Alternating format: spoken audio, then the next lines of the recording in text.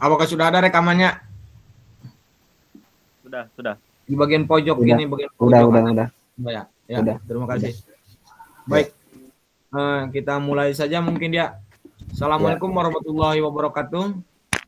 Waalaikumsalam warahmatullahi wabarakatuh. Ya, kami dari kelompok 9 akan mempresentasikan dan mengupas tuntas dan tidak tuntasnya ya sebisa kami ya Pak. Mohon dimaafkan jika kami ada kesalahan dari pengucapan kata atau kalimat. Karena ini kami mungkin tidak ketinggalan ya. Mungkin kami kebagiannya pembikinan YT ya. Di lewat YT Pak. Terima kasih. Baik, saya akan membacakan judul atau tema ya dari kami, yaitu Training for the Metrology Profession. Ya, yang pertama kami dari kelompok 9, saya sendiri yaitu Sahrul Prasetyawan. Yang kedua ada saudara Darul Albatsi, dan yang ketiga Dewi Angga Maulana. Baik, dilanjut aja mungkin Mas Darul. Di pendahuluan ya, saya akan membacakan pendahuluan yang poin pertama. Dalam perdagangan bebas dewasa ini, pelaku bisnis dituntut untuk menjaga mutu produknya karena ketatnya persaingan. Nah, jadi di dalam perdagangan bebas dewasa ini, pelaku bisnis dituntut untuk menjaga mutu produknya karena ketat persaingan. Nah, mungkin kenapa kita harus menjaga dan harus menjaga mutu produk karena ketatnya persaingan. Nah, mungkin di industri sekarang ya banyak produk-produk terbaru. Makanya kita yang sudah ada di dalam industri, jadi kita harus menjaga dan ketatnya persaingan, karena di zaman era 4.0 itu kita harus menjaga persaingan. Kita bagaimana industri kita terjaga dan terjamin oleh pedagang-pedagang di luar sana. Baik, saya lanjuti. Faktor yang sangat penting dalam rantai produk untuk menjaga mutu tersebut. Satu di antaranya adalah kebenaran pengukuran setiap komponen yang membentuk produk tersebut. Nah, jadi di sini harus benar ketika pengukuran setiap komponen-komponen yang membentuk produk tersebut. Ketika kita membuat sebuah senter, saya sedang memegang senter ya, contohnya ini mah. Misal aja ya teman-teman, ini mah contoh. Siap, kita harus ukurannya harus mutu nih, harus kompeten ukurannya agar terjamin dalam perindustrian kita, dan kita menjaga industri kita biar tidak tersaing oleh industri-industri yang lain. Saya lanjuti. Kebenaran pengukuran ini dinyatakan oleh laboratorium penguji dan laboratorium dikalibrasi yang kompeten. Nah, sebelum mengukur, tentunya pengukuran di industri-industri itu harus dikalibrasi terlebih dahulu ya, teman-teman. Sama halnya kita ketika mengecek arus tegangan baterai ya, kita harus mengkalibrasi alat ukur terlebih dahulu. Nah, saya lanjut. Suatu laboratorium dinyatakan sebagai laboratorium yang kompeten apabila laboratorium tersebut telah diakui atau diakreditasi oleh Badan Akreditas Nasional, di mana Badan Akreditas yang diakui secara internasional di Indonesia adalah Komite Akreditas Nasional yang dibentuk dengan KAN. Nah, badan akreditas atau badan yang mengakui secara internasional di Indonesia adalah Komite Akreditas Nasional. Mungkin secara umum atau secara khususnya ya, itu mungkin industri yang sudah diakui secara akreditas, mungkin yang pengukuran alat atau alat ukurnya mungkin dari bahannya mungkin sudah terukur dan terkompeten ya mungkin teman-teman. Baik, dilanjut oleh saudara Darul Albatsi untuk selanjutnya dipersilakan Mas Darul. Baik, Bang Sahrul, Ya. ada 3 hal adverbia utama dengan tingkat yang berbeda. Yang Ya, pertama, apa aja itu yang pertama? Boleh ya, dijelaskan Mas Darul? ya, realisasi satuan SI, pemeliharaan dan diseminasi SNSU. Kemudian pengukuran di industri, proses produksi, pengujian, jaminan mutu, tuntutan pasar, metrologi industri. Yang ketiga, ada pengukuran dalam transaksi perdagangan, perlindungan, kesehatan, dan keamanan, kepentingan umum, penerapan peraturan perundang-undangan, metrologi legal. Jadi kita harus menerapkan keamanan ya, Ya, keselamatan di dalam industri kita harus menetapkan keselamatan keamanan ya, Mas Darul. ya, betul, Oh, Bang Sahrul. terima kasih. Untuk Ya, selanjutnya, slide selanjutnya akan dibacakan oleh Mas Angga, dipersilakan. Oke, baik. Terima kasih, Bang Sahrul.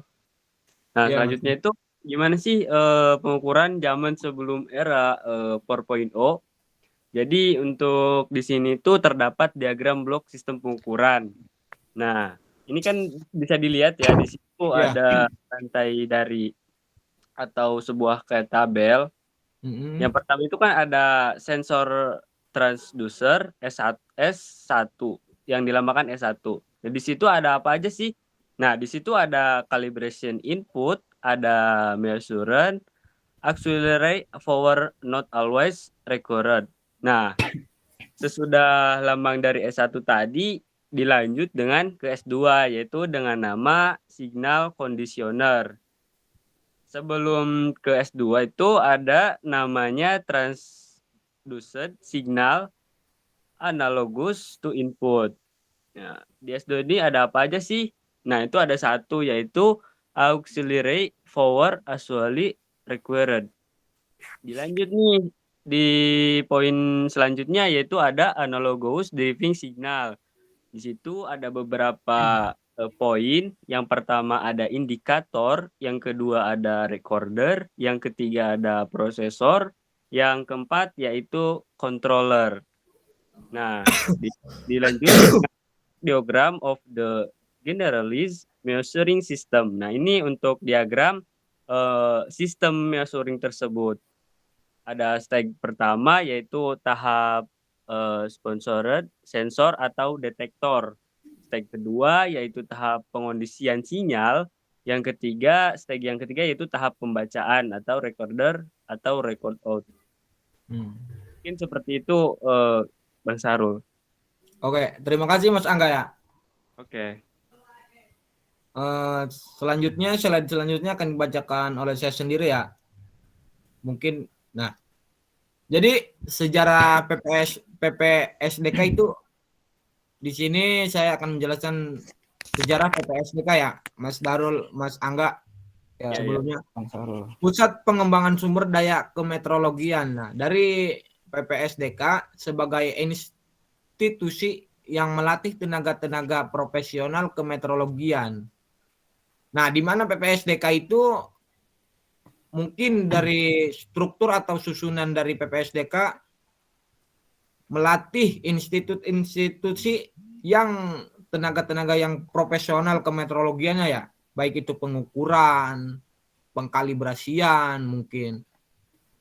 Nah, pengelolaan dan pelaksanaan Akademi Meteorologi atau AKMET serta pengembangan teknologi kemeteorologian telah mengalami beberapa fase perubahan status dan badan hukum sejak tahun 1924 yang dilaksanakan dan bekerja sama dengan Teknis Hogeschool School atau THS ya, yang saat ini bernama Institut Teknologi Bandung, yaitu ITB dengan nama Iker Kursus Perkembangan PPSDK dari masa ke masa. Nah, bagaimana dari masa ke masa perkembangannya kita mungkin bisa melihat lewat media sosial ya atau Google gitu ya. kita bisa melihatnya mungkin perkembangan meteorologi atau kemeteorologian atau di dalam perindustrian. Kita juga bisa mungkin melihat contohnya sebuah benda atau sebuah motor ya, kita bisa melihat ya secara nyata gitu. Motor aja tiap tahun ke tahun itu bisa berubah. Mungkin dari situ perkembangan PPSDK dari masa ke masa yang menjelaskan akmet atau kemeteorologiannya bisa berubah. Nah, mungkin segitu yang bisa saya sampaikan kurang lebihnya ya. Baik, slide selanjutnya akan dibacakan oleh Mas Darul. Dipersilakan Mas Darul. Ya, baik Bang Sahrul. Di sini ada pusat perkembangan sumber daya kemeteorologian pada tahun 1954 SK Menteri 1 Perekonomian nomor 1205 tanggal 21 Agustus 1954 untuk mendirikan kursus ahli praktek meteorologi dari Jawatan Tera. Di sini ada tahun 1955, 1970 sampai 1974, 1979, 2009, 2000 sampai 2016 sekarang ya. PPSDK itu memperluas ruang lingkup tugas dan fungsinya dari ruang lingkup pengembangan SDM menjadi lebih luas, yaitu sumber daya yang di dalamnya terdapat pengembangan teknologi kemeteorologian. Mungkin itu Bang Sahrul. Oh, berarti apa yang tadi saya penjelaskan atau yang saya jelaskan tadi mungkin ini ya perubahannya dari tahun ke tahun atau dari masa ke masa ya, Mas Darul? Ya betul Bang Sahrul. Oh, mungkin dari pusat PPSDK mungkin sudah merencanakan atau belum merencanakan, apa udah direncanakan mungkin ya Mas Darul? Ya, betul Bang Sahrul. Oke, terima kasih. Slide selanjutnya mungkin bisa dilanjut. Ya, slide selanjutnya akan dibacakan oleh Mas Angga. Dipersilakan Mas Angga. Oke. Di sini slide selanjutnya ada macam-macam training meteorologi di Indonesia. Nah, yang pertama itu ada pelatihan kalibrasi sphygmomanometer namanya. Apa sih itu sphygmomanometer?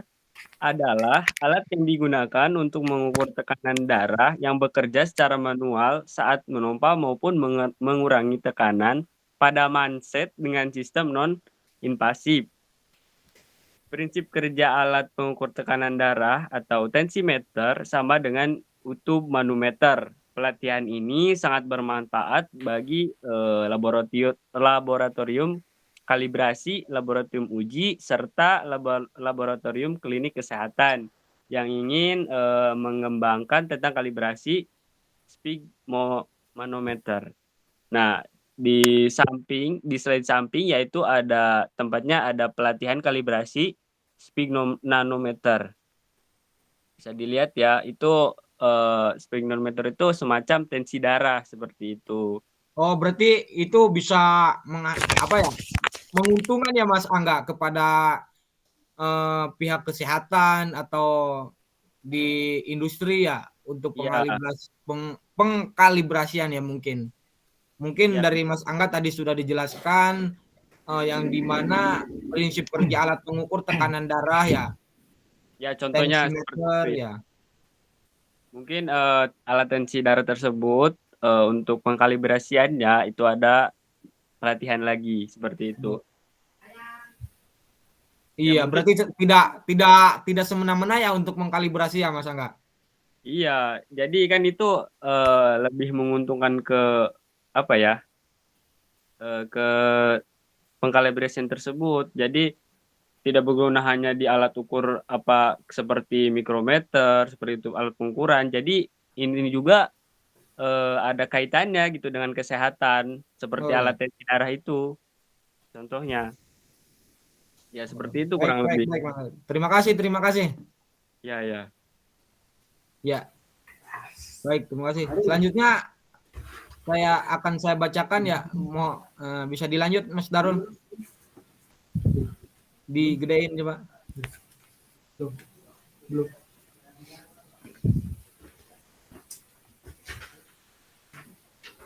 Nah, selanjutnya saya akan membacakan describe here the topic of the section atau pelatihan kalibrasi sphygmomanometer ya. Adalah alat yang digunakan untuk mengukur tekanan darah yang bekerja secara manual saat memompa maupun mengurangi tekanan pada manset dengan sistem non-invasif. Nah, untuk mengompa darah atau mengukur berapa tegangan darah atau berapa darah yang ada di badan. Contohnya di badan Mas Angga atau Mas Darul ya. Ya, Itu untuk menanyakan atau cara dokter atau cara bagaimana mengetahui kondisi badan yang akan dicek gitu ya. Kita tentunya mengukur darah terlebih dahulu ya. ya, ya. Prinsip kerja alat ukur tekanan darah atau tensimeter ya sama dengan utub manometer. Pelatihan ini sangat bermanfaat bagi laboratorium kalibrasi, laboratorium uji, serta laboratorium klinik kesehatan yang ingin mengembangkan tentang sphygmometer. Nah,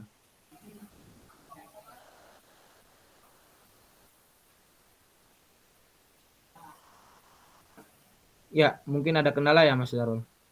Ya, sorry Bang Sahrul, sedikit ada kendala tadi. Nah, di sini ya, maaf, di samping slide sampingnya mungkin ada contoh pelatihan kalibrasi timbangan elektronik. Nah, ini ada contohnya juga, bisa dilihat ya teman-teman. Mungkin mohon maaf jika saya tidak bisa menjelaskan, mungkin kami juga masih sekedar pembelajaran ya.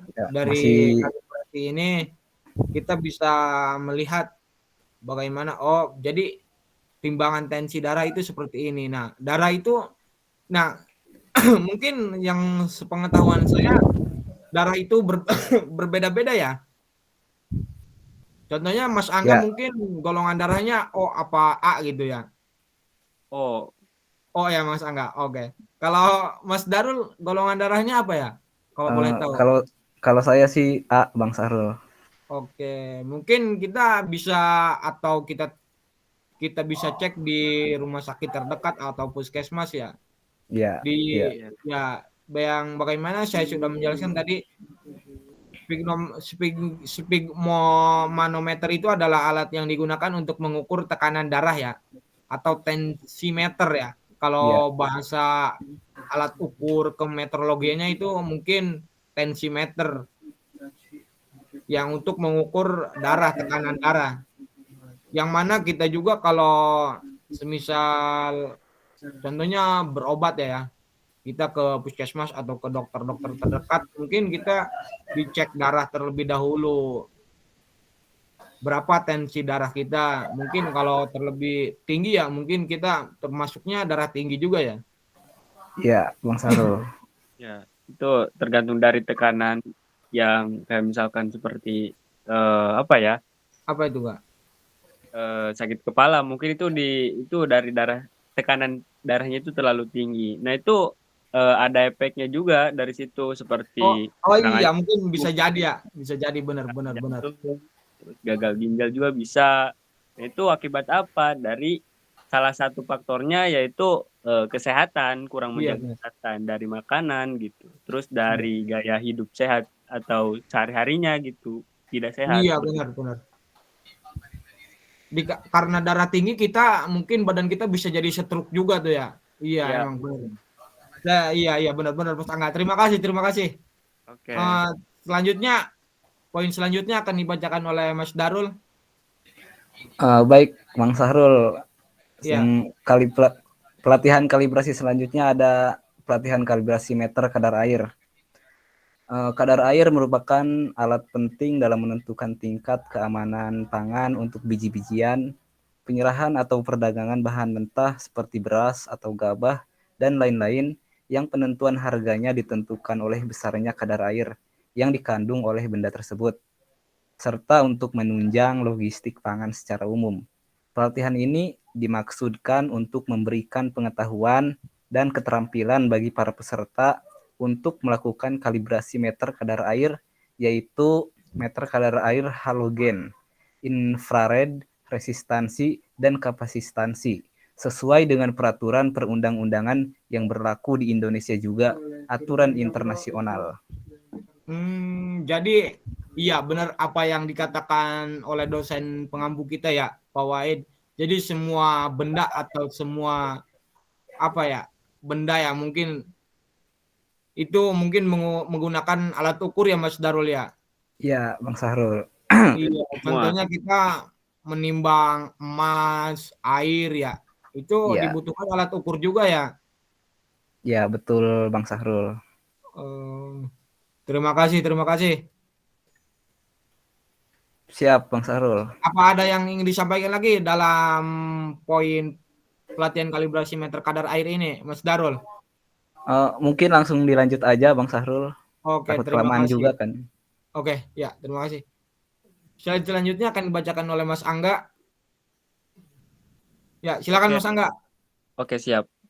Nah, untuk selanjutnya yaitu ada pelatihan kalibrasi volumetric glassware namanya. Nah, pelatihan ini bertujuan untuk memberikan pembekalan mengenai kalibrasi volumetric glassware dalam lingkup metrologi teknis dan mengacu pada metode internasional yang diperuntukkan bagi kalangan industri maupun laboratorium. Peserta akan diberikan materi mengenai metode kalibrasi menurut jenis glassware dan pengolahan data hasil kalibrasi termasuk perhitungan ketidakpastian pengukuran.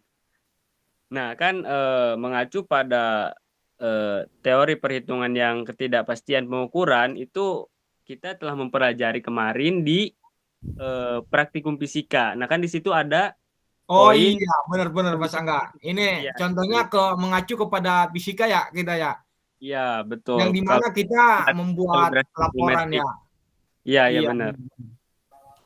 Nah, untuk di gambar di samping yaitu adalah pelatihan kalibrasi volumetric glassware.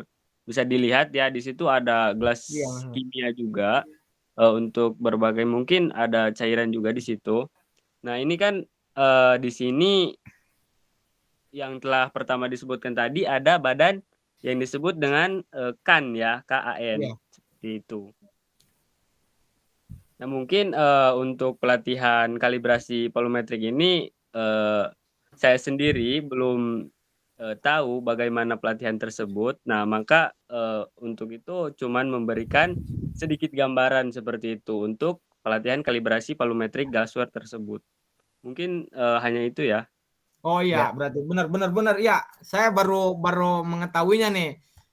Bagaimana kita yang dimana kita harus mengkalibrasi terhadap ukuran ya. Seperti gelasnya ukurannya berapa ya Mas Darul? Airnya Mas Sahrul. Airnya ukurannya gimana ya? Ketika air mendidih kita celupkan benda atau minyak atau oli ya, yang dimana mungkin si air itu bisa merubah menjadi benda zat kimia atau zat apa. Nah, itu mungkin kalau menurut saya kesimpulannya itu masuknya ke dalam kemeteorologian mungkin, yang dimana kita harus mengukur kembali ya. Entah itu betul. Dari uap, entah itu dari ke perbedaan air dan minyak yang disatukan dalam glassware tersebut ya Mas Angga ya. Iya, benar. Jadi kita harus mengetahui tuh perhitungan dan termasuk ketidakpastian pengukurannya itu seperti apa tuh ya. Kita harus mengenal ya metode-metode tersebut ya, yang dimana yang tadi Mas Angga sudah bacakan. Peserta akan diberikan materi mengenal metode kalibrasi menurut jenis glassware tersebut. Nah, iya benar, berarti ketika kita praktek, nah ini anggap aja ini center glassware ya. Glassware kita masukkan air, kita masukkan cairan oli atau minyak. Nah, apa yang terjadi? Mungkin berubah ya si air itu menjadi zat kimia atau zat apa mungkin ya air itu. Nah, kita harus mengetahui data hasil kalibrasinya itu seperti apa. Terus termasuk perhitungannya itu apa ya. Ya mungkin jadi lebih ke misalkan sudah dapat hasil dengan pengukuran misal 2,6 atau 3,8, jadi kan itu ada di situ perhitungan ketidakpastiannya berapa. Nah, itu kan dilakukan kalibrasi ulang lagi gitu. Oh, mungkin iya itu mungkin termasuk ke angka error-errornya gitu ya. Ya, data error seperti Ya, itu. Data data errornya. error. Iya, Mas Darul. Oke, Mas Darul. Terima kasih, Mas Angga. Terima kasih juga. Ya, mungkin bisa dilanjut ya, Bang Sarul. Iya, kita lanjut aja. Nah, di sini saya lagi ya yang mau baca. Terima Ya, kasih. Pelatihan pengujian tangki ukur mobil ya. Tangki ukur mobil yang selanjutnya disingkat TUM adalah tangki ukur yang dapat digunakan untuk piranti pengukuran volume cairan. Ditempatkan tetap di atas landasan mobil atau dihubungkan secara terpisah pada mobil tersebut yang dapat dibagi lagi menjadi beberapa kompartemen ya atau TUM. Biasanya dipergunakan untuk cairan bahan bakar minyak, yaitu yang disebut dengan kita mengetahui ya menyebutnya dengan BBM ya, bahan bakar ya, minyak ya. Ya, benar. Cairan nabati, minuman, alkohol, susu, dan cairan kimia atau TUM, tangki ukur mobil ya, memiliki penampang lingkaran, elips, gabungan elips, dan segi empat yang beradius, square atau oval, dan bekerja pada tekanan atmosfer ya, dan ya. suhu lingkungan. Nah, yang dimana kita bisa melihat ya di slide sampingnya pelatihan pengujian tangki ukur mobil. Nah, mungkin para pekerja mungkin sedang mengukur tangki mobil ya. Mungkin entah dari ukurannya, entah dari ketika bahan bakar dimasukkan cairan nabati yang mungkin yang dimana tadi sudah saya bacakan di slide-nya ada cairan nabati, minuman, alkohol, susu, dan cairan kimia. Mungkin itu saja yang bisa saya sampaikan ya. Ya. Dilanjut aja. Dilanjut ya, Bang Sarul. Lanjut aja, lanjut. Siap. Pelatihan kalibrasi selanjutnya ada timbangan elektronik. Timbangan elektronik banyak digunakan di masyarakat baik untuk transaksi perdagangan maupun dalam bidang industri. Oleh karena itu, timbangan elektronik yang digunakan harus akurat dan presisi penunjukannya. Pelatihan kalibrasi timbangan elektronik ini dimaksudkan untuk memberi pembekalan tentang teknik kalibrasi timbangan elektronik dalam lingkup metrologi teknis dan mengacu pada metode internasional. Melalui pelatihan ini, peserta akan dapat mengerti tentang sistem kalibrasi yang benar dan dapat menerapkan teknik kalibrasi timbangan elektronik sesuai metode atau prosedur yang berlaku. Mungkin itu Bang Sahrul. Ya. Sebelum menimbang ya di mana kita harus mengkalibrasi terlebih dahulu ya. Ya betul Bang Sahrul. Mau itu dari timbangan elektronik, timbangan manual. Iya. Ya. Kita harus mengkalibrasi terlebih dahulu. Contohnya kita ketika mengukur diameter luar menggunakan jangka sorong ya atau mikrometer sekrup atau multimeter ya. Kita harus mengkalibrasi terlebih dahulu ya mungkin Mas Darul. Iya, betul Bang Sahrul. Mungkin dilanjut aja kali ya. Oke. Silakan Mas Darul. Ya. Ya, mungkin di poin kesimpulan ada Mas Angga, dipersilakan Mas Angga. Oke, siap. Untuk slide selanjutnya yaitu langsung kesimpulan ya. Alat ukur mekanik adalah salah satu alat ukur yang penggunaannya secara mekanik. Misalnya saja pengukuran pan kedalaman, diameter luar, dan diameter dalam suatu benda. Nah, jadi untuk kesimpulannya yaitu di sini membahas tentang alat ukur mekanik ya, dan juga membahas tentang kalibrasi. Kalibrasi contohnya tadi kalibrasi tentang alat ukur yang digital seperti itu. Yang misalkan untuk presisinya. Jadi Iya, mungkin dari jangka sorong ya Mas Angga. Iya, jadi untuk alat ukur itu lebih ketelitian itu lebih pas gitu. Seperti itu kurang lebihnya. Nah, mungkin Ya, untuk teman yang lain bisa ada kesimpulan lain mungkin. ya mungkin ini bisa dilihat ya teman-teman, ini dari apa tuh daftar pusaka ya. Daftar pustakanya Untuk ada lebih dari lanjut ya, ya kalian bisa dilihat dari www.sladeshare.net. Ada juga slideflyer.info dan ppsdk.kemendag.go.id. ya. Yang dimana kita mungkin di era 4.0 ini kita harus menggunakan alat ukur ya. Iya. Baru ketika Nah, kita untuk apa ya? Izin masuk Bang Sarul. Oke, silakan Mas Angga. Saat itu kita sedang berada di era 4.0 yang menuju ke 5.0, 5.0. Nah, untuk sekarang ini sedang kita lakukan gitu di era 4.0 gitu. Nah, untuk selanjutnya itu mungkin kita lebih ke era 5.0. Nah, untuk 5.0 itu kita sedang apa? Menjalani sekarang gitu. Dimana dari segi yang dijelaskan oleh Bang Sarul tadi, dari segi misalkan motor gitu ya, dari Iya, tahun mengalami perbedaan seperti itu. Dari segi kenyamanannya mungkin, dari desainnya seperti iya, itu. dari motifnya mungkin ya Mas Angga ya. Benar. Ya, mungkin dari Mas Darul apakah ada kesimpulan gitu upload atau tidak?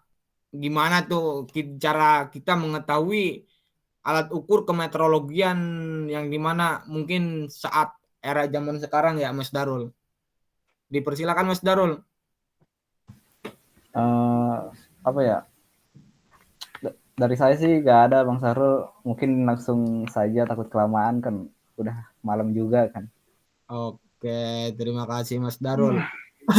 Selanjutnya juga ya dari Mas Angga, saya ucapkan terima kasih yang mana kita malam ini sudah bisa menjalankan meet atau presentasi tugas dari dosen mengampu kita, yang dimana kita bukan melalaikan waktu, bukan kita mengulur-ngulur waktu ya, tapi kita ya mungkin bagiannya begini ya, kita sanggupi. Terima kasih ya Mas Darul, Mas Angga. Saya ucapkan terima Bang kasih Sahrul. sekali lagi ya. Assalamualaikum warahmatullahi wabarakatuh. Waalaikumsalam warahmatullahi wabarakatuh. Kelamaan anjir. Murid tugas, Cok. Ya ini kelamaan ini gimana mau ngedit nih? Saru tuh. Kan gua Sarul cuman baca doang gitu, ternyata dijelasin juga.